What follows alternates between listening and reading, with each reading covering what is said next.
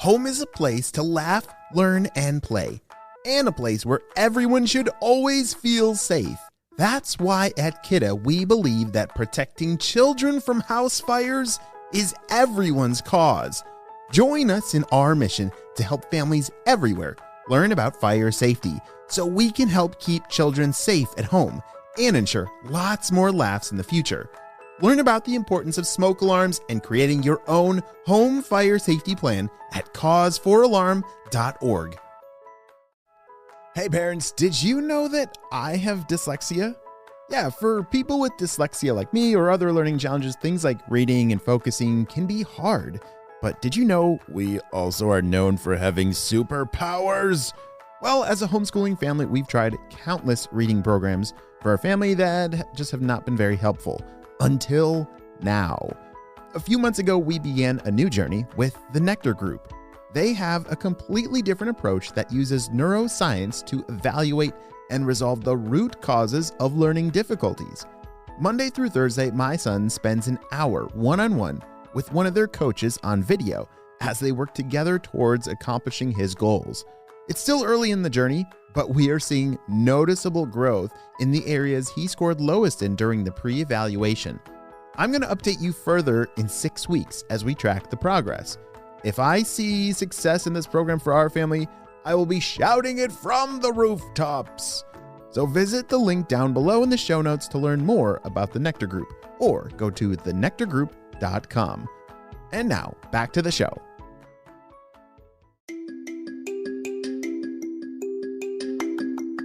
Hello friends, it's Mr. Jim and welcome back to Kid Short Stories. If this is your first time, hello! My name is Mr. Jim and I love story time so much. Parents, I am a dad of 3 kids, me and my wife. We live in South Carolina and we love story time. We know the battle with screen time can be relentless, but we love that these stories give you an opportunity for your kids to still have fun and be imaginative without a screen. Well, today's story comes to us from one of my friends, Slater. Hey, Slater, he sent me an awesome idea for a story, and you can too. Just head over to kidshortstories.com, send me your idea, and maybe we'll turn it into an awesome adventure. This one's super crazy about a cotton candy volcano. Are you guys ready for today's adventure? Me too, let's go!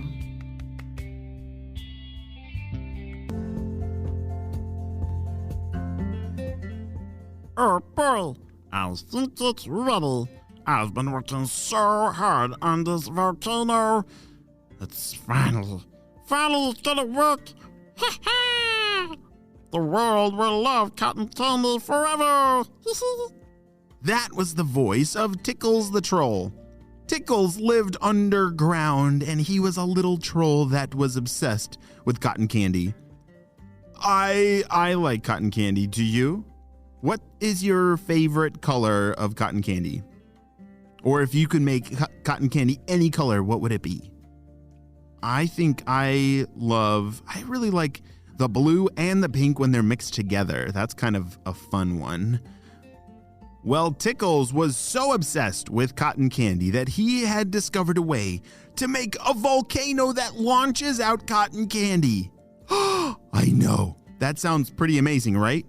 Well, unfortunately, this story takes a turn for the worst. Slater was working on riding his bike at home. He had been practicing for a really long time and finally could go super duper fast. Woohoo! As he zoomed down the street and turned into his driveway, he pretended that he was in a race car.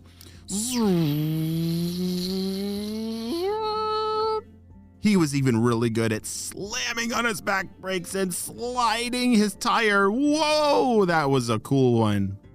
Slater was also on the spy team, and he used his bike as a part of his spy missions. Sometimes jetpacks are great, but sometimes bikes are better. Bzz, bzz, bzz, bzz. Oh, I gotta go check that message, said Slater. He ran inside to a secure location, his bedroom, and pressed the message because he couldn't let any of the other kids in the neighborhood hear the secret message. Slater, this is HQ. Something unusual has happened. In your neighborhood, a volcano is starting to grow under the ground. A volcano? Shouted Slater. Yes, a volcano. You need to evacuate the entire neighborhood before it erupts all of its lava. Okay, let's go. Slater started running house to house, telling everyone about the volcano that was growing. They could see it. It was growing over by the park that was in his neighborhood. It was coming out of the ground pretty quickly, and in just a few minutes, it was now bigger than houses and growing every second. Slater had spread the news to the whole neighborhood to get out of there as fast as possible. They all ran up a mountain nearby to stay at a safe distance, but they could watch the volcano. All of a sudden, the ground started to shake. It's about to blow! Take cover! Shouted Slater. Everyone fell on the ground and covered their heads with their hands. The volcano erupted. And what is that?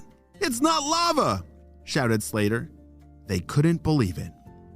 They didn't know what it was, but it was pink, and it was floating down from above. It was like clouds. It was a lot of this pink stuff. As it gently fell down to the ground, even up to the mountain where all the people were, Slater was the first to touch it. As he poked it with a stick, the stick did not melt, so he knew it wasn't lava. All right, everyone. It's not going to burn you, but I'm not sure what it is. Slater knelt down and smelled it. It smells like cotton candy.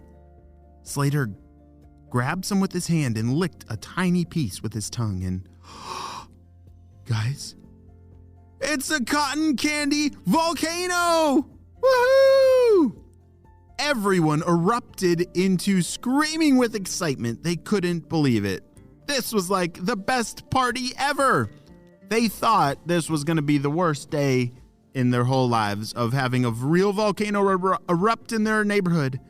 But now, because it's a cotton candy one, everyone was so excited. They ran back down to their houses because their yards were completely full of cotton candy. As they started to gather it in bags, the ground started to shake and the volcano erupted. More cotton candy!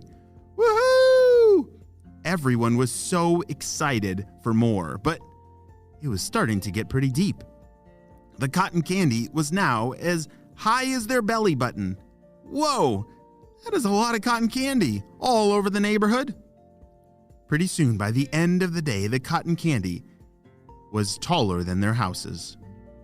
Slater, what are we gonna do? I can't even see you. Slater and all of his friends were standing just a few feet apart from each other, but they were standing inside of cotton candy. They could barely even see each other. All right, guys, I need you all to go back home. Something isn't right here. Slater ran back to his house because he knew this could be trouble. Something that started as the best day ever might end very badly. Don't you think it would be the best day ever to have a cotton candy volcano in your neighborhood? Whoa, yes, I think that would be the best day, but what if it never turned off?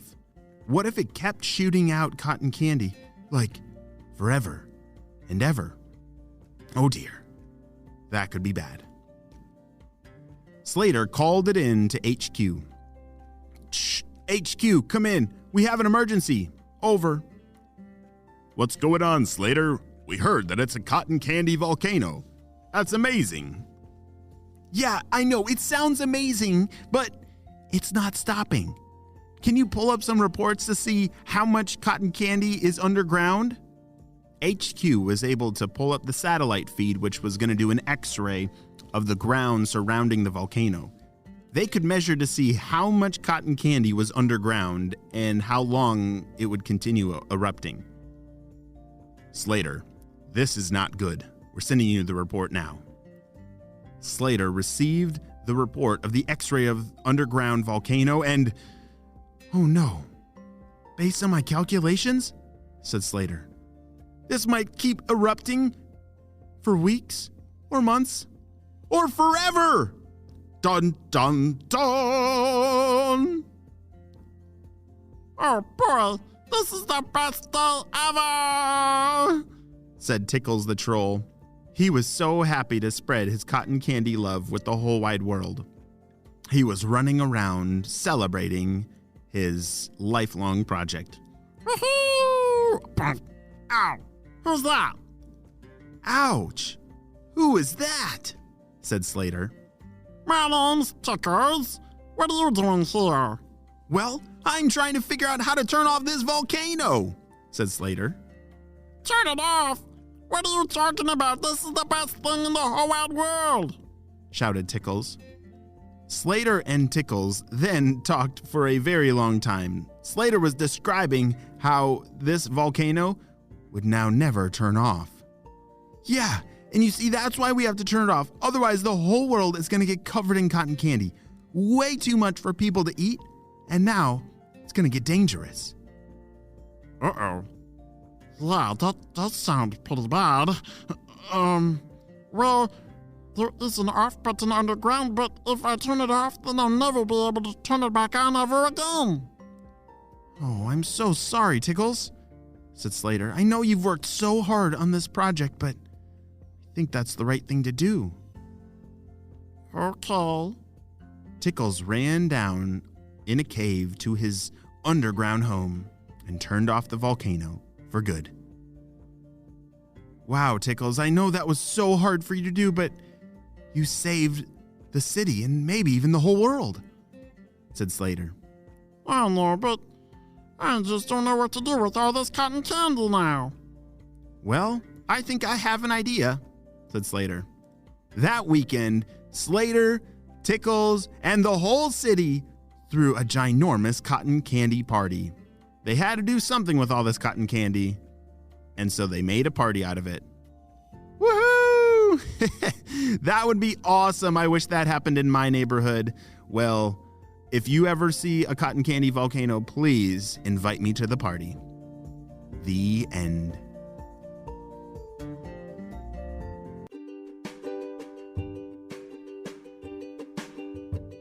Great job, you listened all the way to the end, and you know what time it is. It's time for Kid Shoutouts. I want to say hey to Brennan Reese from Houston, Texas, Tema from Chapel Hill, North Carolina, Brooklyn from Connecticut, Dash, Sully, and Rosie from North Carolina, Mila from Portland, Oregon, and Cole from Bronxville, New York. I'm so glad that you're all in the Kid Short Stories family and on our spy team. We could not stop Dr. Stinky Breath without you, my friends. Well, you have a super duper day, and I will see you on our next adventure.